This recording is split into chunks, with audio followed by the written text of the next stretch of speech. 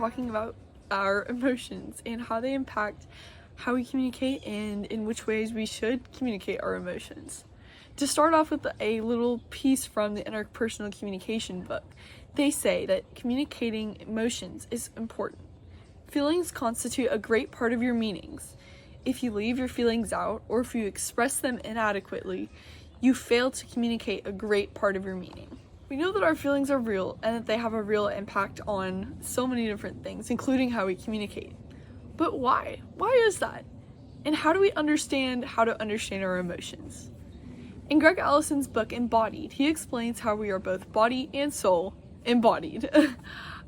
In chapter 1, he explains how we should understand our feelings and our physicality and how those are so incredibly intertwined.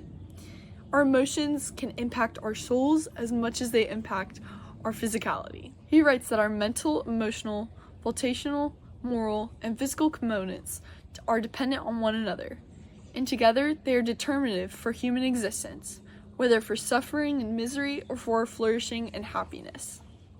By this fact, we can understand why and how emotion can impact both our soul and body, which both impact how we communicate. So as believers, how are we told to understand and deal with and communicate our emotions? The first thing to understand is that our hearts are deceptive. Jeremiah 17:9 tells us, "The heart is deceitful above all things and desperately sick. Who can understand it?" Because of our sinful nature, we must understand that our emotions can be so deceptive. The second thing to understand is that emotions are gifts from God. It just depends on how we steward them. We can steward them well or misuse them and not glorify Him in understanding them and feeling them and portraying them. James 1:20 tells us that our emotions don't always produce God-honoring results. God acted in ways that we can never. So it's important to understand that how we feel emotions is not always righteous, and most of the time not. So how do we feel emotions in a God-honoring way? How do we express them and understand them and act on them? Well, we have to let the Spirit guide all of our actions, all of our emotions, and all of our reactions.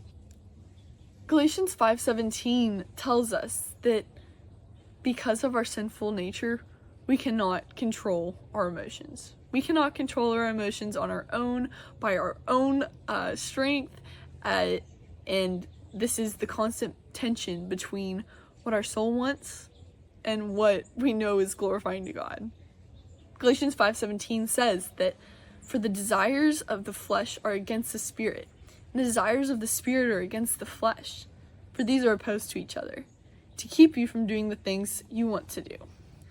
But thankfully, Galatians 5:25 gives us an answer to this. It gives us a way to overcome our desires and gain self-control by handing over the reins of our emotions, of our desires, of our passions to the Holy Spirit.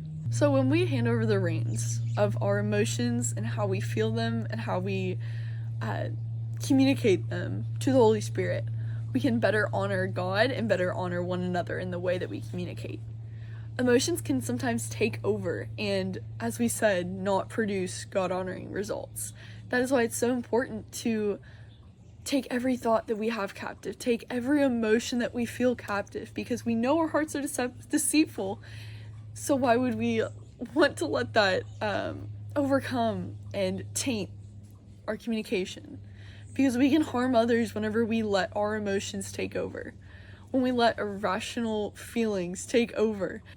We can better honor one another when we understand our emotions, and we understand that they can be deceitful, or when we understand that they can be a way to express how we're feeling and love one another better that way.